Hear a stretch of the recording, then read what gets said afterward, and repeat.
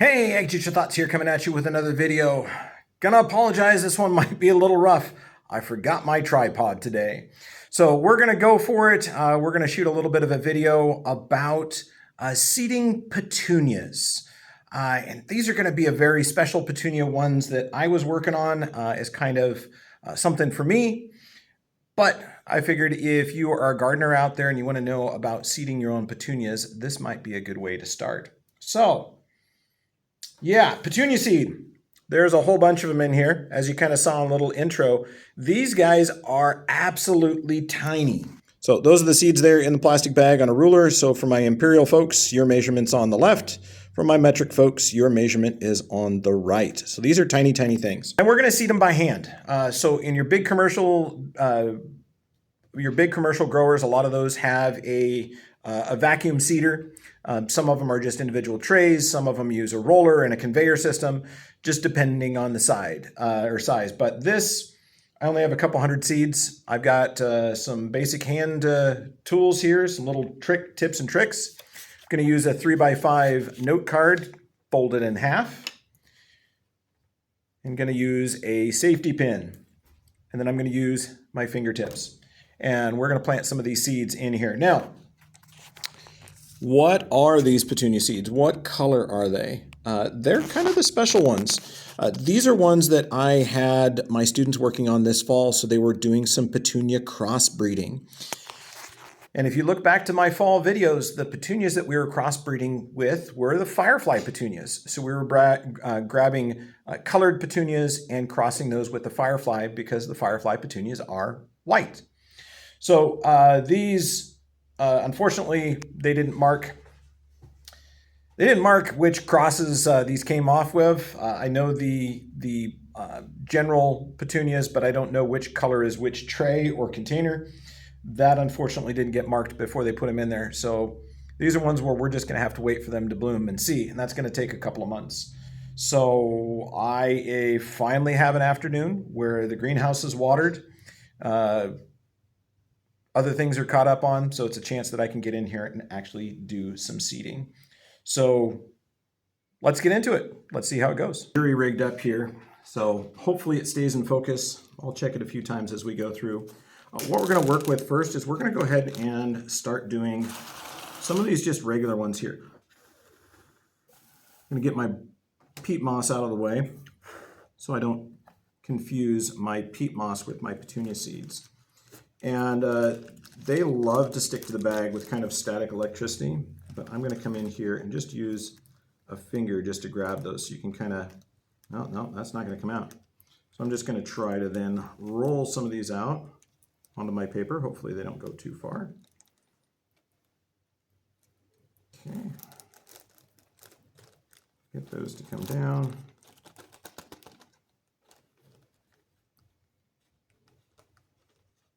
Why I've got a great big piece of paper. It's an 11x17 chunk of paper.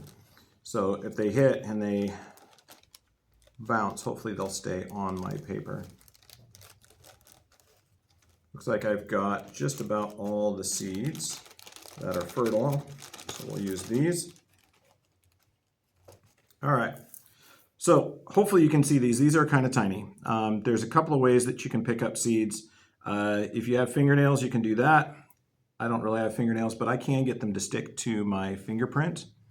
And I'm going to show you a couple tips and tricks. So one of the things that I do is when I'm working across something, I'll often put a line so I know where I am seeding onto.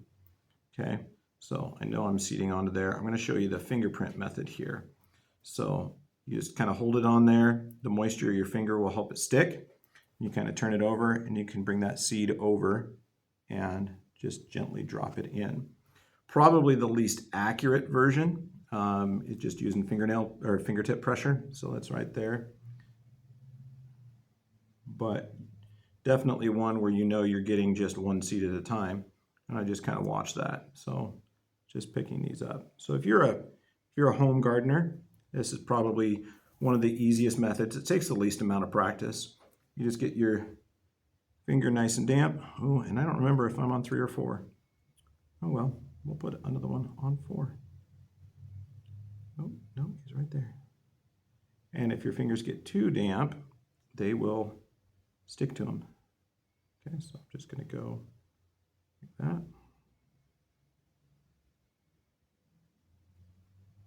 Okay, there's method number 1. Okay, I saw that one hit, so I know he went in. Okay, method number 2. This is going to be an easier one. We're going to put these on a card, and you can just kind of roll them on there. Now, use gentle pressure. You're using a tiny, tiny seed here, and if you push too hard, you will break them. If you break them, they will die. Okay, so this one, let you see that. Got them just in this V of this 3x5 card. And then what I do is I just gently tap it and the seeds will roll out.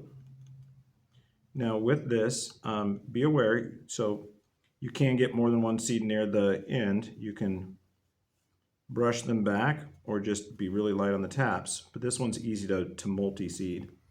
One of the things I found when I try to be super accurate, I can actually take the safety pin and I can just go in and just kind of push them off or separate them out.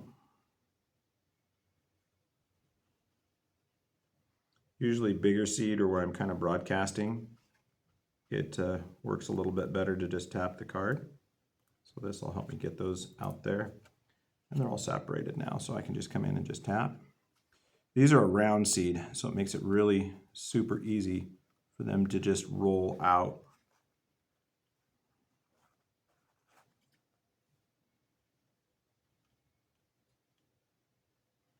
Ah, my card's got a little lip to it.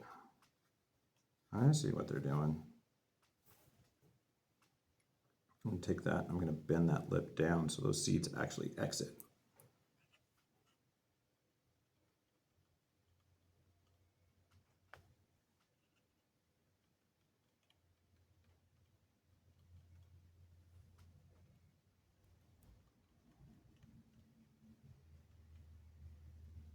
It's going to be a twofer. If you need to separate the seeds, you can always just kind of tip your card back and they'll roll back. And then you just roll it forward. Oh, 2 in that one. Got to be careful too if you let your card flick. Oh, well, there's 3 in that one. That's not working very well.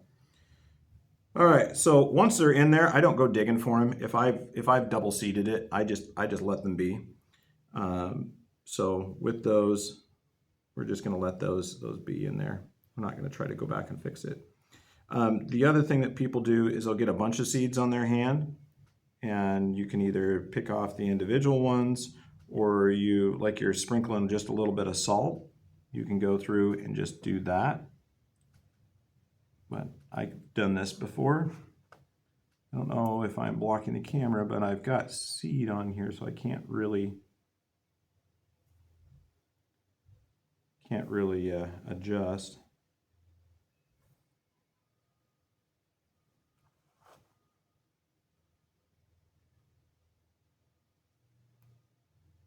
Okay, so we're right there. But normally I do those one at a time. And I kind of get them to stick, and I can also hold them with my thumb. And just kind of separate those out.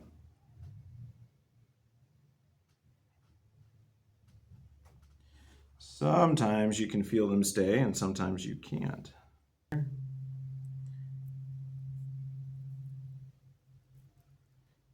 Now, I did say that I was doing some crossbreeding of Firefly Petunias. With the Firefly Petunias, you are, in all the forums we've asked, and we've asked a lot of questions about them, you are welcome to do work on your own petunias because they're your own petunias, but you cannot share the Firefly Petunias in any shape or form. So you can't share seed, you can't share cuttings. All of that is not allowed by the patent. So you just need to make sure if you are doing some work on them, that you're not, that it's there for your enjoyment. It's not for you to give away or make money, because this is someone else's project and this is someone else's patent. It's not your patent or your project. Okay, so make sure when I say, you know, crossbreeding, you guys understand this is not for me to sell here at the school. This was a lesson that I was working on with my students, and for them, we're going to try to get some of these up in time that they can see that the genetics did carry through to the crosses, and we'll see how many of our seeds are glowing. So we're going to do a count after this and see how much of the genetics carried through to the offspring. So the 3 young ladies that I had working on this project were very, very excited about plant breeding. So this is kind of their capstone for their project, is to get to see all this going. And you might ask, well, if it's capstone, why aren't those 3 ladies over here seeding? The quick answer is their class is over for the semester and we're almost done with the school year. And the other thing is this is one of those things that takes a lot of practice. So I've done this most of my life. I'm trying to make sure that we have just 1 seed in each plug. The last time I had a group seed my petunias, what should have covered 2 full trays covered 1 half tray. We had a lot of duplicates. This is just one of those that's really kind of important to make sure that we have separate plants.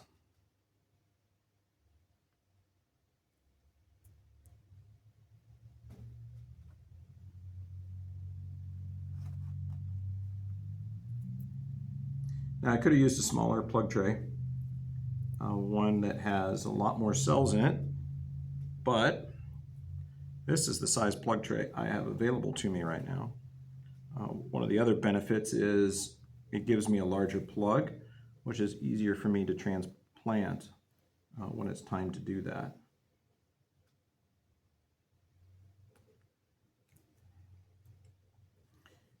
Also, since these will be growing up here in the school's incubation chamber, if I don't make it in one day of the weekend and it was a regular tiny plug tray, I wouldn't have any seedlings the next day. They'd dry out.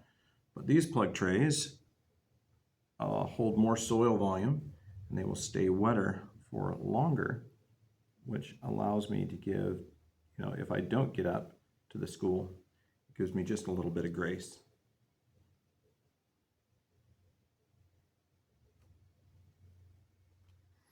Okay, let's do the other method again. See if we can roll some up on this card.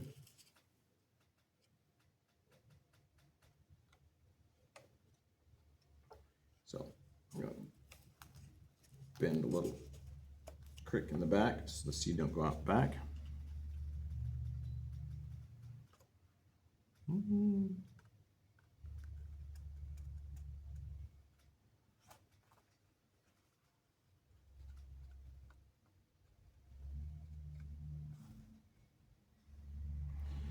The other thing I'm kind of interested in is this seed was harvested this fall, and it's been several months.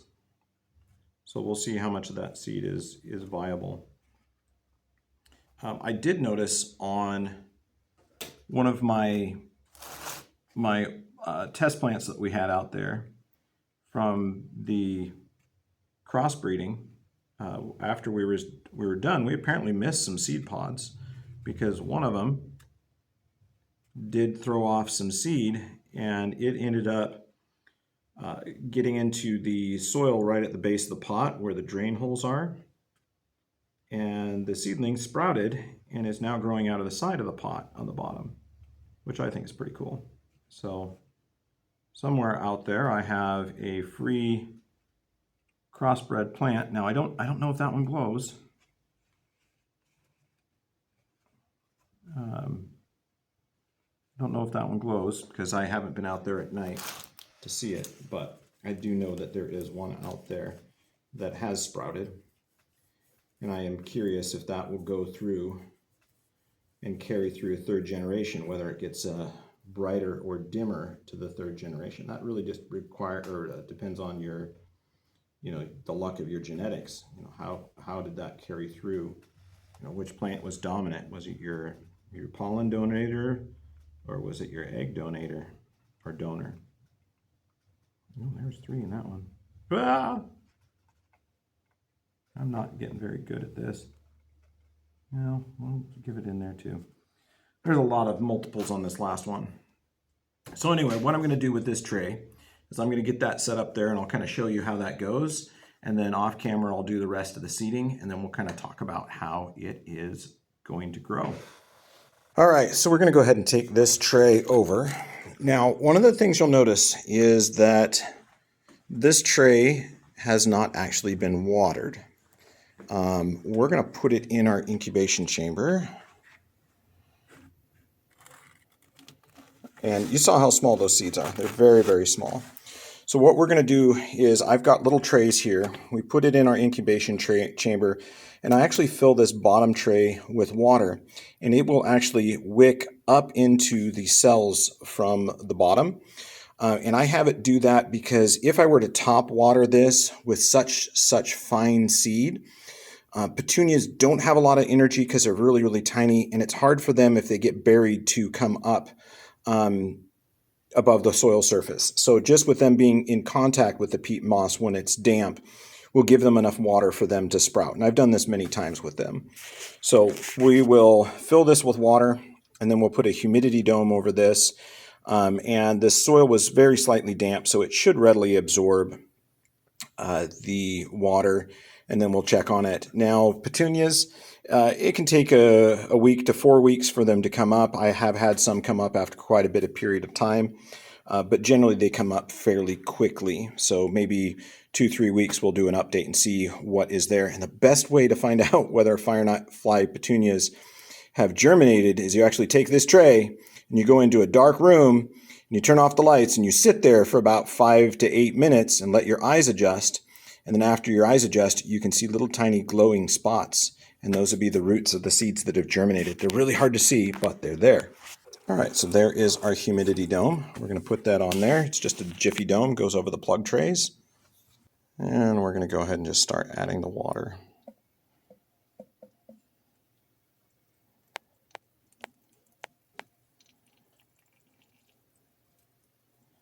This is a very, very light fertilizer mix.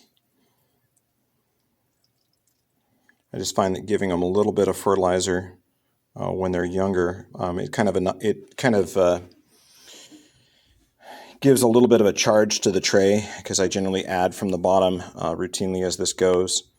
But it gives a little bit of charge there, so once they do start growing, they have fertilizer readily available to them. After the majority of them have germinated, then I'll bring out a sprayer and I'll actually start watering from the top. But at least when they're brand new, I water from the bottom. I just have better success with super small seeds not getting buried that way. And I don't have a super fine fogging nozzle here at the school to be able to work with that. Well, there we go. We could probably take a peek. It'll be a few minutes before the water reaches the top, but yeah, that's what it's going to look like. And that is our batch of Firefly Petunia crosses. So we'll check in with that in a couple of weeks. So anyway, that is seeding Firefly Petunia crosses, or seeding petunia seeds. As you can see, they're very, very small. So if you're going to take and harvest your own seed and do that whole process yourself, it doesn't have to be fireflies. It could be any petunias. You're going to look for those little acorn-looking seed pods. I'll talk about them a little bit later on this summer. But you can go ahead and harvest those seeds. Give them a week or 3 to dry and cure, and then you can go ahead and plant them. But yeah, you can harvest and plant your own petunia seeds. However, I will say that if you purchase petunia seeds from a farm store or a big box retailer, a lot of times those will be pelleted, so they're coated in a little bit of clay and a little bit of fertilizer, and it makes it much easier for you to be able to pick those up. Sometimes they're almost an 1/8 inch in diameter, but pelletized seeds is definitely easier to work with than just straight raw seed. Anyway, hope you learned something. Hope you enjoyed yourself. Ag Teacher Thoughts out.